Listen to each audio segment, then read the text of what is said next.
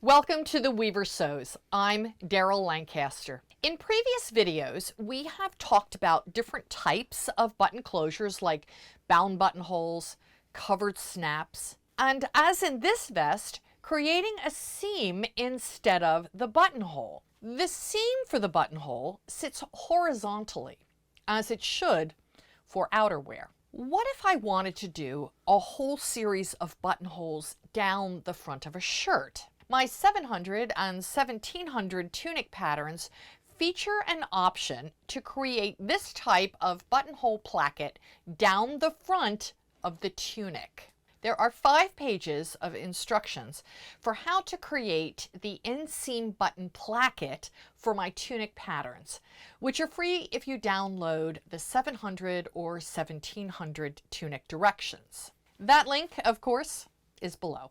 But I'm going to walk you through this step by step.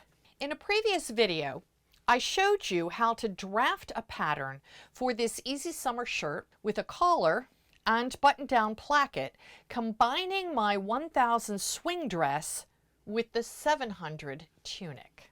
To recap, we added a 3-inch or 7.6 centimeter extension to the center front line. Once you cut out the left and right halves of the front, you will have an additional 3 inches or 7.6 centimeters on both halves of the garment front. These extensions will become the plackets. I've gone ahead and cut out the fronts for my shirt, and you can see that both the left and the right halves of the shirt have a 3-inch.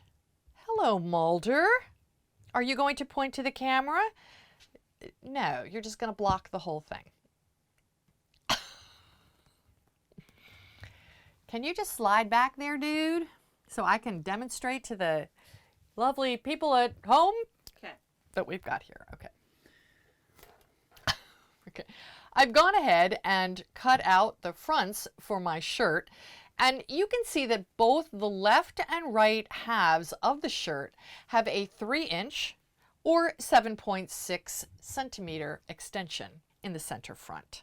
Whether to interface this extension area or not is a personal choice. It depends on the weight of the buttons you will use and how heavy the fabric is. Some hand wovens, like this fabric, might be meaty enough to support themselves. In fact, the side that will support the buttons will be 3 layers thick.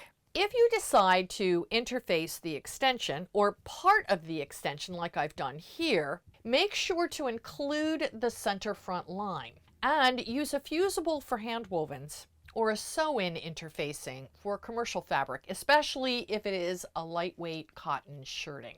I've basted the center front lines here in white. This whole placket process is of course easier to do with the fronts flat and not attached to the back. But you'll need to turn up the hem to create these plackets. And if you haven't stitched up the side seams, you can't really turn up the hem and finish off the top of the hem facing yet. In the tunic, there is only a 5/8 inch hem allowance, and the tunic has a shirt tail hem, so the front hem allowance can be finished off independent of the back. In this shirt, I decided to create a vent in the side. Basically, I'll stop stitching about 4 inches or 10 centimeters from the hemline when I sew the side seams. That allows me to finish off the hem allowance, which is 1.5 inches or 3.8 centimeters. I've stay stitched in the direction of the grain according to the tunic directions and sewn the darts. I covered stay stitching and darts in previous videos. I finished off the shoulder and side seam allowances and the hem allowances with bias cut nylon tricot. I also covered that edge finishing technique in a previous video. And I stitched right along the edge of the armhole with a straight stitch very close to the edge to prevent fraying. The under placket is the side that gets the buttons. Which side you use for the under placket depends on who the garment is for. I'm creating a woman's shirt, so typically the under placket, the one that will have the buttons, is the left front. For a man's shirt or a gender neutral shirt, the under placket is typically on the right front. You get to choose. For video purposes, and because I'm making this shirt to fit me, and I like my under placket on the left, I'm going to use the left front. We will create the under placket first, since that's fairly straightforward. Make sure that the hem is turned up and finished off, and that the center front is clearly marked, as I've done here in white. With a contrasting thread, hand baste a fold line 5/8 of an inch or 1.5 centimeters from the center front line towards the facing extension strip. Press the extension to the wrong side on that fold line. Measure 1¼ inches or 3.1 centimeters from the fold line on the wrong side of the garment. This will be the width of the placket. There should be a match point at the front neck, which you can use as a guide. Turn under the remaining facing fabric. Because this shirt has a 1½ inch or 3.8 centimeter hem allowance, you will want to reduce the bulk in that area. Trim away the extra hem allowance under the placket from the center front line to the edge of the extension, leaving about 3/8 of an inch or 1 centimeter. Give everything a good press and secure the placket with pins. From the wrong side, top stitch down both sides of the placket close to the folded edges through all layers. Use a slightly longer stitch and leave long tails. Don't backstitch. Tie off the tails, thread a needle, and bury the ends.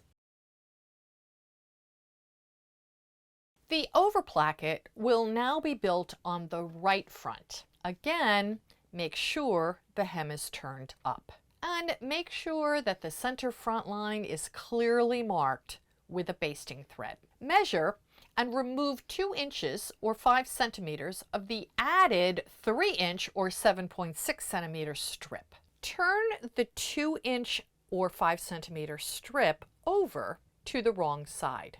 On the strip, measure in from the right 3/8 of an inch or 1 centimeter and mark a line using tailor's chalk, tacks, or a pencil. This is the center front line of the strip.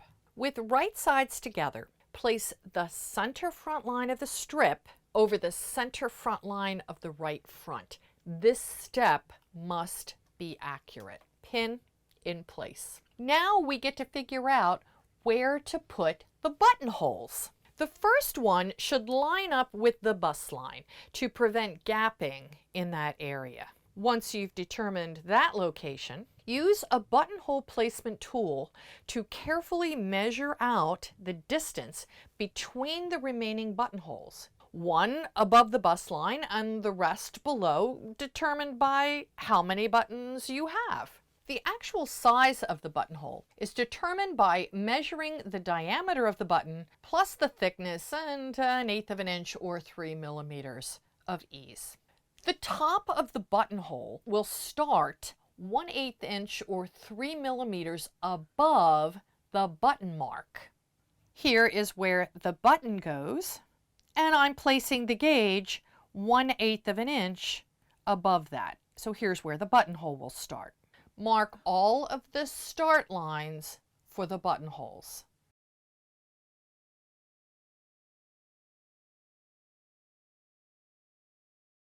Now that I've marked the start of each buttonhole, measure down to the end of the first buttonhole and use the sewing gauge to help mark all of the buttonhole stop lines.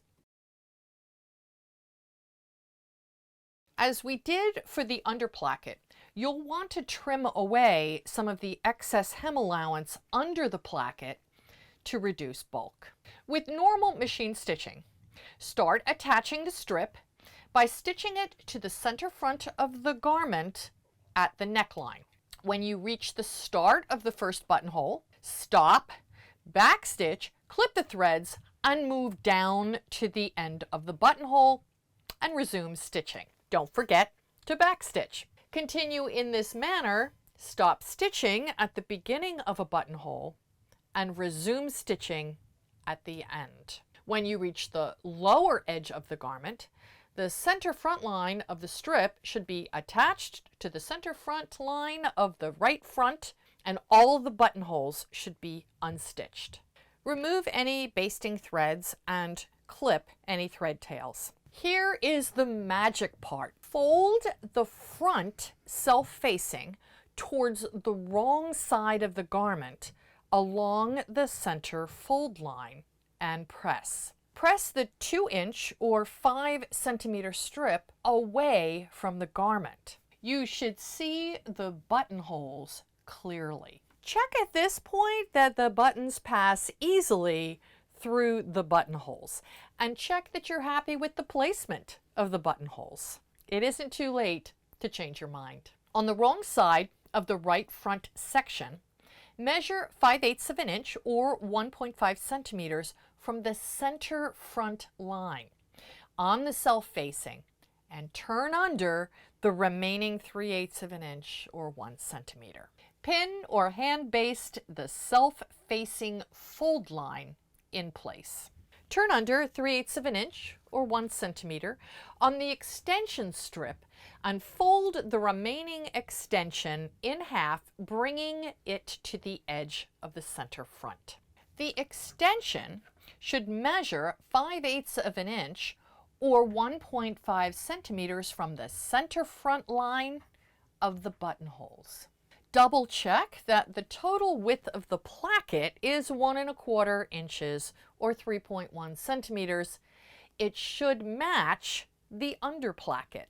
The folded edge of the extension that lines up with the center front will need to be securely hand stitched down along the center front line, taking care not to interfere with the buttonholes. As we did for the under placket, from the wrong side, top stitch down both sides of the placket, close to the folded edges through all layers. Use a slightly longer stitch and leave long tails. Do not backstitch. Tie off the tails and bury the ends with a needle. And that's it. Attach the buttons firmly to the under placket on the center front line. The buttons will sit 1/8 of an inch or 3 millimeters from the top of each buttonhole to keep the fronts aligned. I'm Daryl Lancaster for the Weaver Sews.